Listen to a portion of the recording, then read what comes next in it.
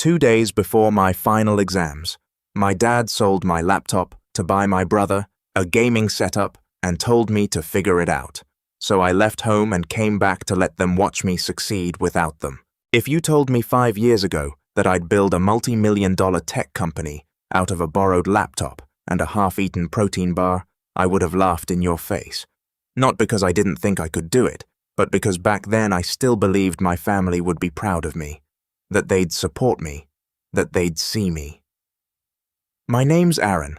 I'm 23 now, but this all started when I was 19, 2 days before my final exams, when my dad came into my room without knocking and dropped a bombshell that would change everything. Not just how I saw him, but how I saw myself. To backtrack a little, I was the quiet kid growing up. Not shy, just focused. I liked building stuff, machines, programs, games. I was that weird kid who dismantled our toaster just to see how it worked and then actually fixed it better. I didn't throw tantrums. I didn't party. I didn't ask for much. My younger brother Tyler, on the other hand, was a force of nature. Loud, charming, constantly demanding attention like it owed him money. He played every sport for exactly 2 weeks before quitting. Wrecked 2 of our cars before turning 17, and still somehow got praised for being energetic. I was too serious. He was finding himself. Classic golden child versus the reliable one. Our dad Jim leaned hard into that dynamic. Tyler could do no wrong, and I was expected to handle everything on my own. If I ever brought up the unfairness of it, Dad would wave it off with a laugh. "You're the smart one, Aaron. He needs more help." That was the excuse for everything. When I got into a top university on partial scholarship, I had to pick up part-time jobs to pay off the rest. Tyler got a brand new car for his high school graduation, even though he barely passed and had 0 plans after. "It's motivational," Dad said. "Maybe it'll keep him out of trouble."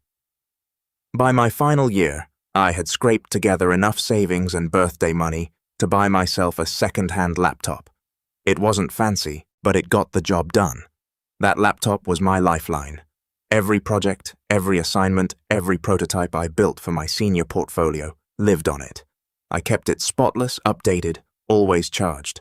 It wasn't just a tool, it was proof I could make something for myself without needing anyone's handouts. Then came that afternoon 2 days before my final exams. I was editing my capstone presentation, headphones in, when the door swung open. No knock, just Dad, arms crossed, standing in my doorway like he owned the air. "Hey Aaron," he said casually. "Just a heads up. We sold your laptop this morning." I stared at him.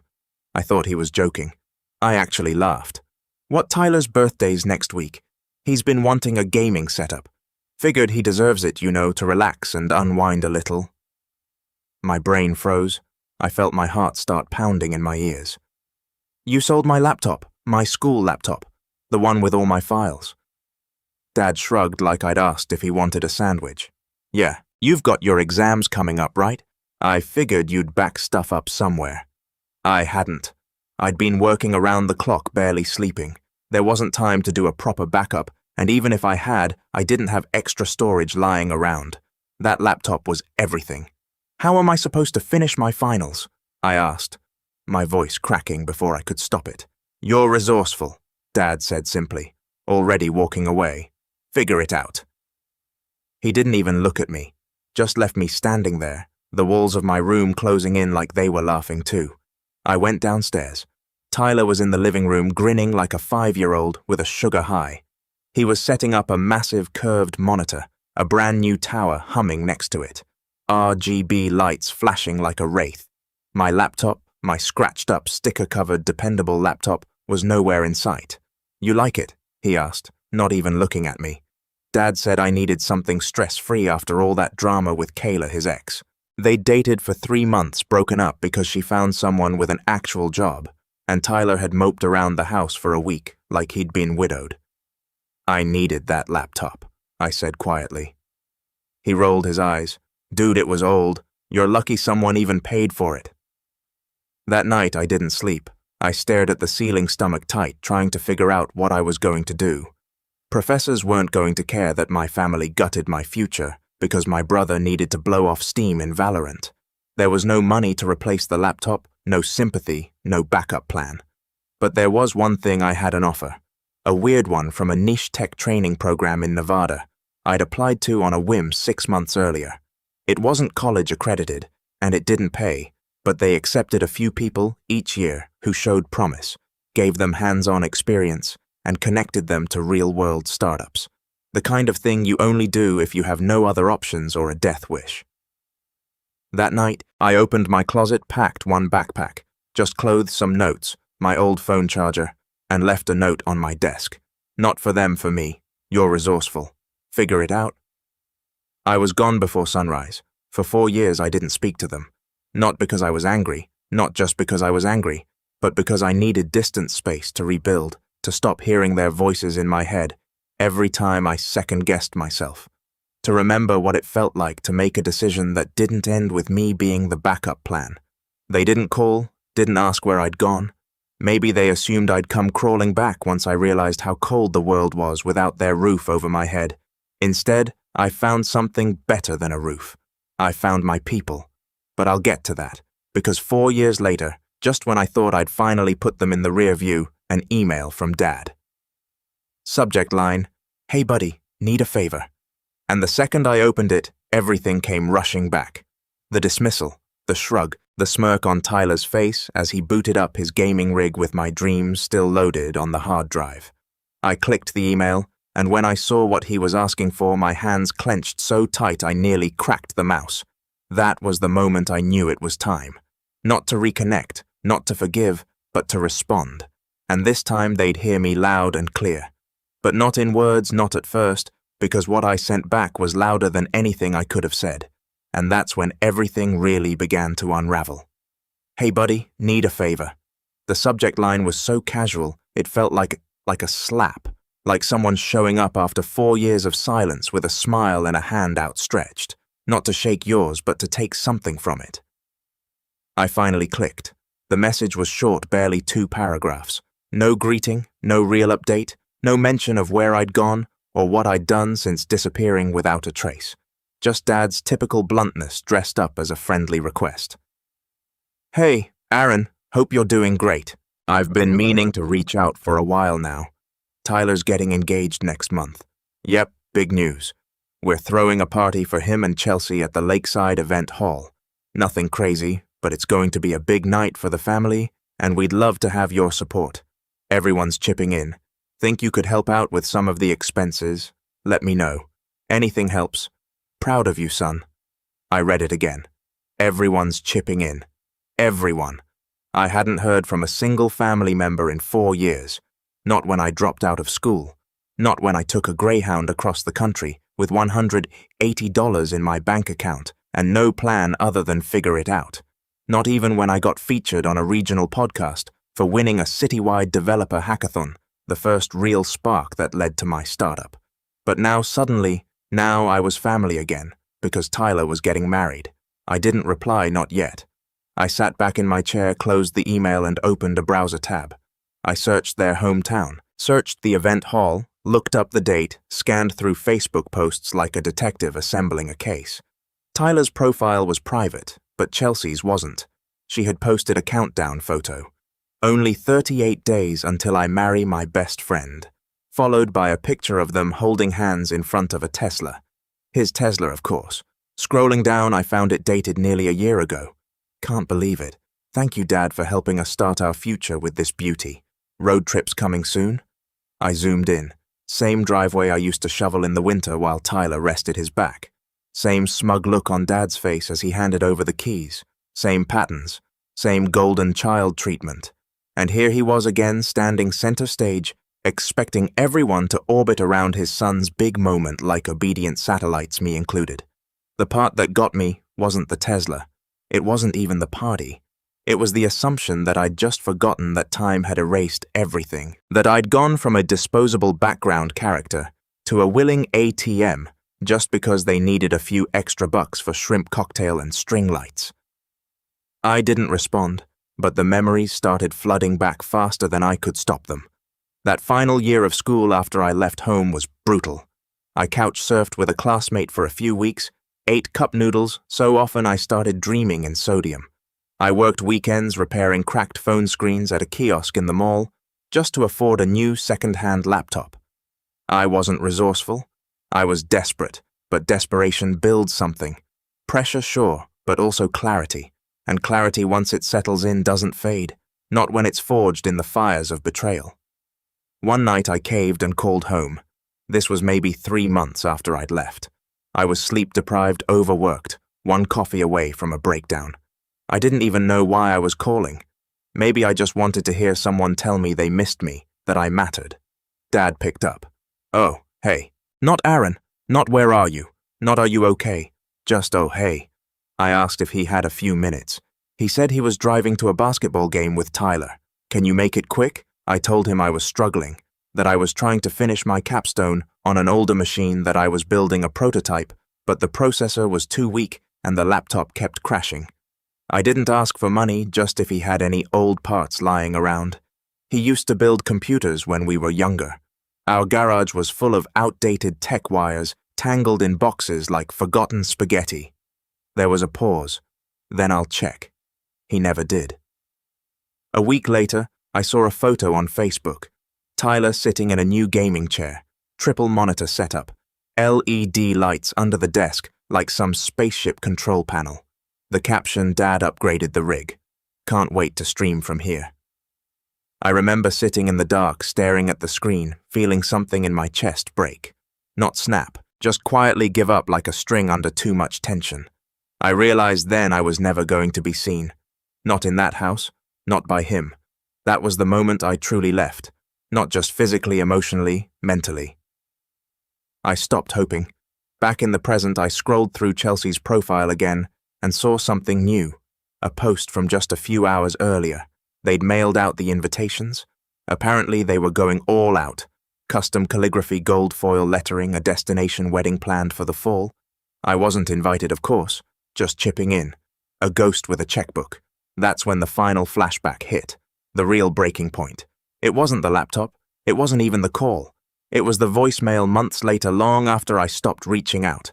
I was already deep into the Nevada program at that point, working late nights, living in a shared basement suite, with 2 other developers, barely sleeping but feeling for the first time like I was building something of my own. One night I came home to find my old prepaid phone blinking with a voicemail.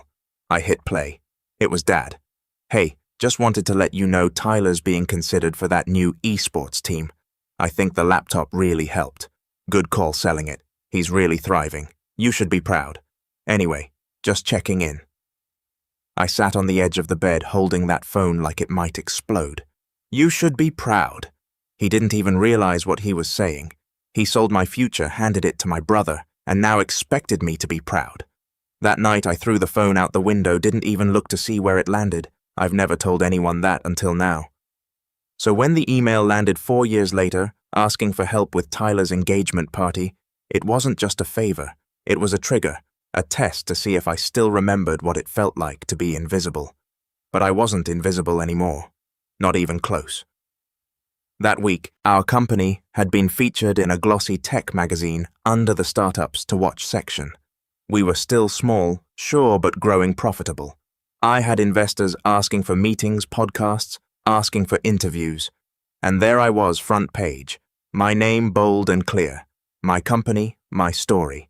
A photo of me standing in front of our tiny San Francisco office wearing a hoodie I bought for $8 during a clearance sale. I didn't even hesitate. I printed a copy of the magazine, folded it carefully, tucked it into a padded envelope. No note, no signature. Just a single yellow post-it stuck to the front cover. I figured it out. I dropped it in the mail the next morning, and that should have been the end. But it wasn't. Because a week later my cousin Olivia messaged me out of the blue. And what she told me next made my stomach twist. Because apparently my dad hadn't just asked me to chip in. He'd promised them I would. And the amount wasn't just a few bucks. It was $5,000. He told them I was doing great, that I definitely want to help Tyler out, and now they were planning the party around that money without asking me first. And that was the final straw. Because this wasn't about pride anymore. It wasn't even about money. It was about control. about Dad still believing deep down that I was just a background character in Tyler's spotlight, someone to mind when it was convenient, then discard when the music stopped. But this time I wasn't the one in the dark.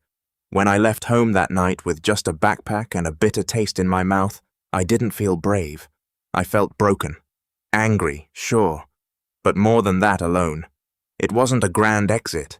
I didn't slam the door or yell or declare some powerful speech. I just slipped out into the cold at 5:14 a.m., while Tyler snored in the next room and Dad's old coffee maker hissed in the kitchen like it always did. I walked to the train station. No Uber, no cab, just footsteps and frostbite. Every part of me wanted to believe I'd made a mistake, that I'd come back home in a few hours, tail between my legs, and we'd laugh about it over toast. But I didn't go back, and they didn't call. I arrived in Nevada 3 days later, bleary-eyed and stiff from a cramped bus seat next to a guy who insisted I try beef jerky from his backpack. The program was already halfway through its first module, and I was the last to arrive. No welcome party, just a Kia paper packet and a map to the shared living quarters in a converted church basement. There were 9 of us total, all misfits in our own way. A girl named Renee, who coded like she was composing music, humming while her fingers danced across the keyboard. A guy named Leo, who barely talked but could reverse engineer any device you gave him. A pair of twin brothers who communicated entirely in sarcastic hand gestures. And then me, Aaron, 19, emotionally exhausted with a laptop so old that the R key stuck every time I tried to type array. I didn't fit in at first. I was guarded, defensive, tense. I kept thinking someone would ask why I left home, why I was here, why I looked like I hadn't slept in weeks. But no one did. Not because they didn't care, but because they all got it. They were all running from something. One night, a few weeks in, I stayed late at the workbench after everyone else had gone to sleep. I was rebuilding a busted prototype that the lead engineer said was unfixable, partly because I needed the practice, and partly because I was too wired with anxiety to sleep. Renee wandered in. "Don't tell me you're trying to save Frank and Drone," she said, leaning against the doorframe with a cup of peppermint tea. "It's not dead," I muttered, just misunderstood. She smiled. "So are we. We talked for a while. Not about the past, just life code ideas, possibilities. It was the first real conversation I'd had in weeks that didn't feel like walking on glass. Little by little, I started coming back to life. Our days were intense lectures, hands-on projects, weekly demos. We built everything from circuit boards to rudimentary AI systems. Every day, I was exhausted, but a good kind of exhausted. The kind that lets you sleep at night because you know you earned it. I started getting attention from the mentors, not because I was flashy, because I was obsessed. While others stopped at good enough, I kept digging. I wasn't trying to impress anyone. I was trying to prove to myself that I could build something no one could take away. And eventually, I did. We were assigned a capstone project midway through the year. Most people picked safe ideas, educational, apps, automation tools, sleek UI concepts. I pitched something different, a bare-bones but powerful predictive algorithm designed to optimize workflow efficiency across platforms. A tool for freelancers and small teams to reclaim time and reduce burnout, something I knew intimately by now. They told me it was ambitious. They also said I'd never finish it in time, but I didn't have a backup plan, so I went all in. Nights blurred into mornings. I slept under the desk, sometimes ate stale granola bars, and kept one hand on the keyboard while brushing my teeth. Renee called it full goblin mode, but I liked it. It made the noise in my head quiet down. I submitted the prototype at 3:57 a.m. the day it was due. 3 weeks later, we had our final presentation, a demo day, attended by local investors, tech leaders, and former alumni. I wore the only button-up I owned. Still had a coffee stain on the cuff from the first week. I stood on stage, palms sweating, heart pounding, and I talked. Not just about the product, but the problem about how burnout kills creativity, about how too many of us are told to figure it out with no real tools or time. I spoke from experience, not polished, not rehearsed, just honest. When I finished, there was a pause, then someone clapped, then more, and then the questions started flying. How did it work? Could it scale? Was it already in beta? Was I planning to license it? I was stunned. The same prototype they told me was too much was now being talked about like it might actually go somewhere. Afterward, a man in a navy blazer approached me. His name was Caleb, ran a small but growing dev firm in San Jose, said he liked the way I thought, asked if I wanted to talk about spinning the tool into a proper startup. I nodded. That was all I could manage. We met for coffee the next morning. He brought a notepad and a contract. I brought nothing but my backpack and the same laptop with a broken R key. He offered me an accelerator spot. I moved into a shared co-working space 3 weeks later, and just like that, without fanfare or applause, I started to rise. The early months were chaos. I worked out of a converted garage, slept on a cot in the corner, and showered at the community center down the block. I lived on peanut butter sandwiches and YouTube tutorials. My code base was a mess. My UI design looked like it belonged in 2008, but I kept going. I hired Leo when I finally got seed funding. Renee joined 6 months later. We called the company Backline, a nod to the support musicians rely on to hold everything together behind the scenes. Fitting. We weren't flashy. We were reliable, and people noticed. We hit profitability in our second year. By year 3, we were featured in Tech Orbit Weekly. I was asked to speak on a panel about burnout culture and sustainable growth. I wore the same button-up, still had the coffee stain. Nobody noticed. Then came the magazine cover. That was a surreal day. I didn't even know we were getting the feature. Caleb called me at 7 a.m., yelling something about, "You made it, you stubborn little," and told me to check the newsstand. There it was. My face. Our logo. Startup of the year. The quiet revolution of Backline. The article talked about how we were changing the way small teams operate, how our system reduced stress, increased output, and most importantly, gave people their lives back. They called me a founder with heart. I laughed so hard I nearly dropped the magazine. Because the truth was, my heart had been broken years ago, and now, somehow, I'd built something from the wreckage. I sat on a bench outside the newsstand magazine on my lap, people walking by without a second glance, and all I could think about was that morning 4 years ago when I left everything behind, with nothing but a backpack, a dream, and a heart full of quiet rage. That was the moment I decided to send it. The magazine, the post-it. I didn't want to fight. I didn't want an apology. I just wanted them to feel what I felt for years. Speechless, silenced, forgotten, and maybe, just maybe, a little ashamed. But as satisfying as that was, it wasn't the end. Because while I had moved on, they hadn't. And when word got out about the cover, when distant relatives started crawling out of the woodwork with wide smiles and fake warmth, when Tyler suddenly started following me on LinkedIn, that's when the real chaos began. Because apparently, my dad hadn't taken the magazine message as a quiet middle finger.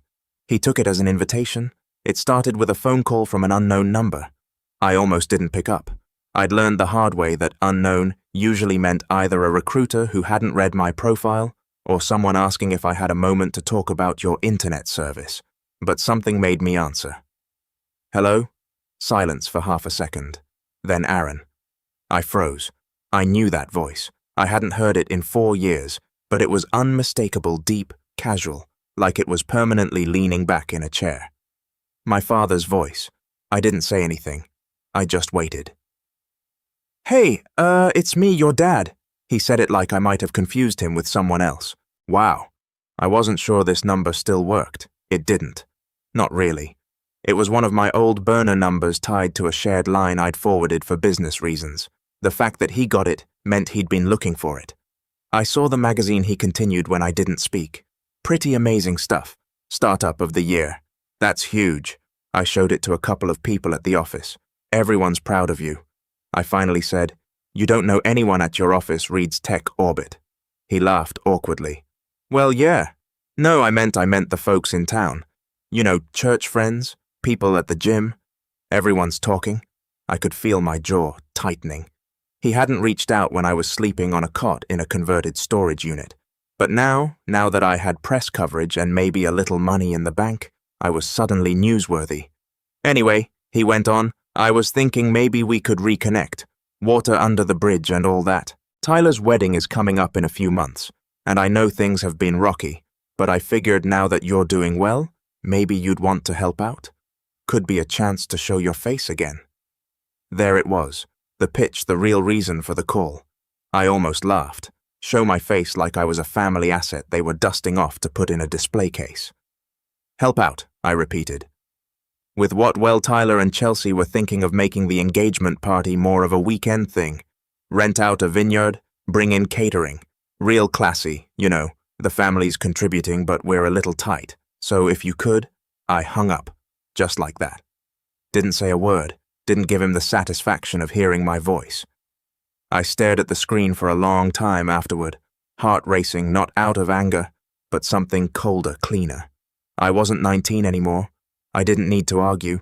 I had something far more powerful than rage, now leverage, and I was going to use it, not for some childish outburst or a quick gotcha. No, this was going to be strategic, surgical. Because if there's one thing I learned building a company from scratch, it's this. Success isn't just the best revenge, it's the best weapon. That night I pulled up everything I could find about Tyler's engagement. Chelsea's social media was a goldmine. She posted updates like she was running a PR campaign, venue tours, dress fittings, themed mood boards, countdowns. Apparently they'd settled on an actual vineyard for the weekend event, complete with guest cabins, floral arches, a custom hashtag, and some minor TikTok sponsorship deal from a friend of hers who ran a bridal page. It was a lot and expensive from what I gathered. They were banking on the family chipping in to make it happen, which meant one thing. They'd already made promises they couldn't keep, and that was opportunity. I called Renee.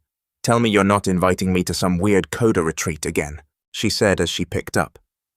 "I have a better offer," I replied. "You want to help me destroy a wedding?" There was a pause. "Then God, I've missed you." Over the next 2 weeks, we got to work. The plan wasn't about sabotage in the cartoon sense. No pulled plugs or crashed cakes. That's messy, emotional, predictable. No, I wanted precision. Something that wouldn't just ruin a party. I wanted to ruin their narrative. See, for years I'd been written out of the family story. The silent older brother, the one who left, the one who abandoned them while golden boy Tyler grew into the man of the house. But that narrative only worked as long as I stayed quiet. Now I had a platform, I had a voice, and I had receipts. I started by reaching out to my cousin Olivia. She was the only one from the old days who ever reached out after I left. We hadn't talked in over a year, but when I called, she picked up like we were still teenagers sneaking soda into movie theaters. "Holy crap," she said. "I didn't think you even used phones anymore." "I need your help," I said, "and I need you to keep it quiet." I told her everything. Not just the plan yet, but the truth. About the laptop, about leaving, about the voicemail Dad left, about the favor he asked me in that email. She listened the whole time. Then she let out a slow breath. "Jesus," she whispered. "You were always the quiet one, but I didn't know it was that bad. You were a kid," I said. "No one expected you to notice." "I did notice," she said softly. "I just didn't know what to do." We met for coffee the next morning. She filled in the blanks on everything I didn't know. The real state of my family's finances. The behind-the-scenes drama with Tyler's wedding. How Dad had used my name to reassure vendors that the money would come through. That our successful son Aaron was backing the whole thing. That's when it clicked. He hadn't just promised me as a contributor. He'd used me as collateral. That changed everything. Now, it wasn't just personal. It was fraud. Not legally, maybe, but morally, game on.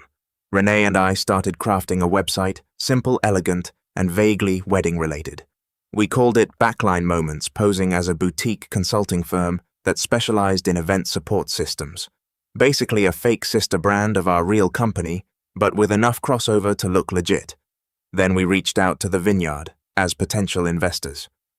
Renee handled the call, pretending to be our lead event coordinator. She asked questions about their capacity vendors, cancellation policies, and most importantly, pending reservations. And just like that, we got what we needed.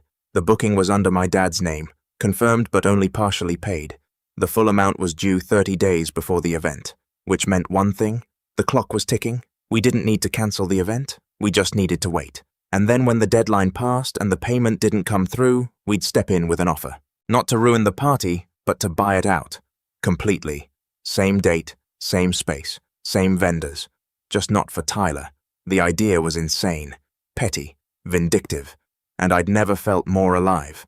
But I wasn't done, because the real blow wasn't going to come from taking the venue.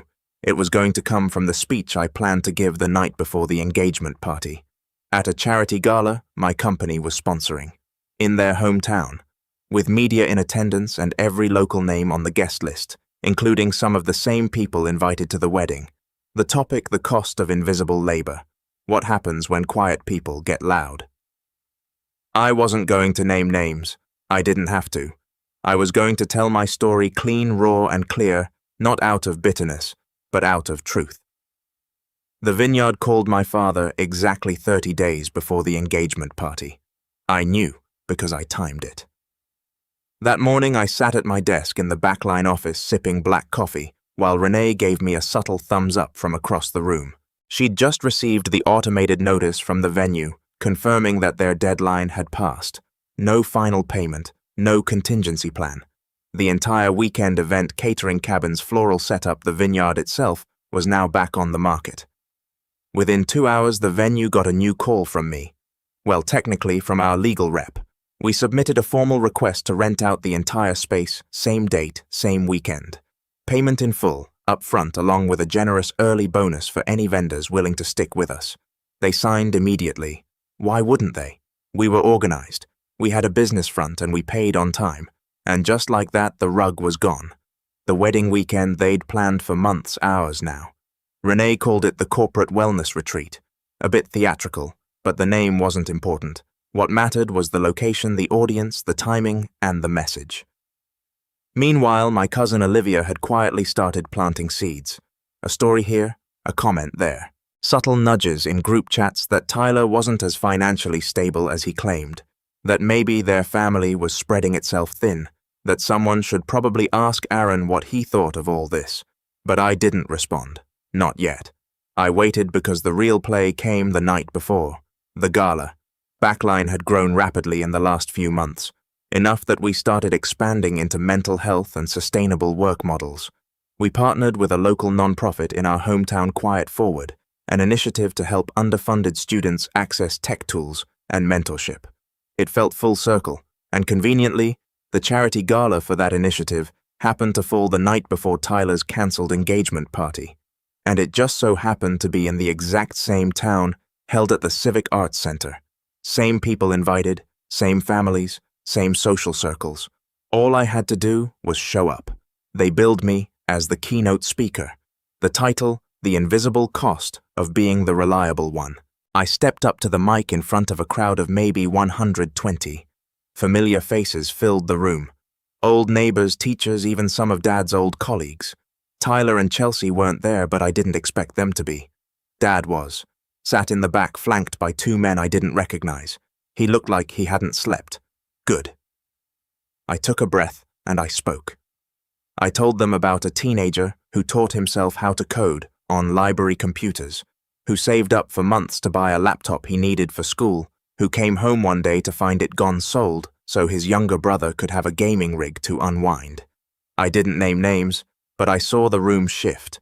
Eyes widened, neck turned. Some gasps, some exchanged looks.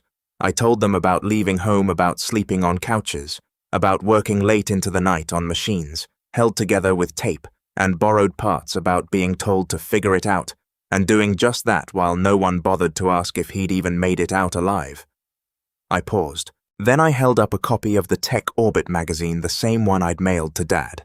I figured it out, I said simply. The applause wasn't thunderous. It was thoughtful, slow, genuine. Afterward, people came up to shake my hand, to say they'd never heard me speak before, to tell me they had kids who'd gone through the same thing, that they were sorry. Dad didn't come up. He walked out halfway through the reception, which was fine because the next morning he woke up to chaos. Apparently, Chelsea and her family had shown up at the vineyard that morning for an early rehearsal. Chelsea in full bridal mood, her parents carrying garment bags, some of the bridesmaids already sipping mimosas, only to find a security guard at the entrance asking if they were part of the backline corporate retreat. They weren't on the list. Chelsea lost it. There was yelling, screaming, phone calls, tears. I wasn't there for it, obviously, but Olivia was, and she sent me a voice note that I've saved to this day. It was chaos in the background. Chelsea sobbing, her mother demanding to speak to the owner, Tyler trying to call my father, and my father yelling into his phone, something about this isn't possible. I guaranteed it. But the best part? The voice note ends with Olivia whispering, "They just realized who owns the company. They just realized it's you." That night I checked my inbox. There were 4 new emails from Dad. I opened the first one. "Aaron, we need to talk."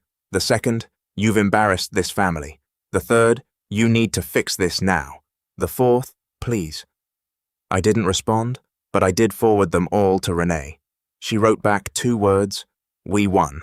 I went on with the retreat. We didn't cancel the weekend. We hosted a real event, talks, team building panels on mental health in the tech space. Chelsea's florist still showed up. She'd taken the bonus and moved all the floral arrangements into our event space. They looked great. I gave one of the bouquets to Olivia. Back home, Tyler tried to spin it, claimed the venue double booked, that it was a freak error. But people talk, vendors talk, guests compare notes. Word spread fast. Everyone knew. Chelsea called off the engagement 2 weeks later. Apparently, she found out Tyler had lied about how much money he actually had, and that her parents had quietly reached out to me about a misunderstanding only to get silence. Dad's reputation took a hit. In a small town, that kind of embarrassment clings. The man who once bragged about raising an entrepreneur was suddenly the guy who used his son's name to promise money he didn't have. My brother unfollowed me on every platform. I laughed, not because I wanted him to suffer, but because for once I didn't care what he thought. He was just another background character now, and me, I kept building. Backline expanded to 3 new cities. Our tools were adopted by several nonprofit orgs. I was invited to speak at conferences, not as Aaron the guy with the tragic past, but as a founder, a builder, a leader. I even bought a house. Nothing fancy, just mine. I filled it with books, coffee, and light. No photos from home, no post-its on my laptop, except one. It sits right on the monitor stand, yellow faded, scrolled in my handwriting. Figure it out. Because I did. And now they finally know it too. They sold my future to buy him comfort, but I built something they could never afford, and made sure they watch me live it.